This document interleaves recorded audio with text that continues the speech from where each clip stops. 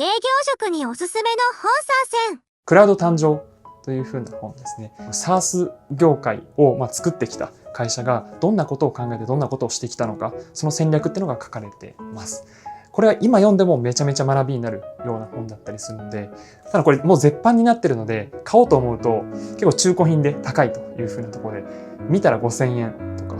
なんかたまに見ると1万5000円だったりするので、急成長を導くマネージャーの方という風な本です。初めてマネージャーやりますよ、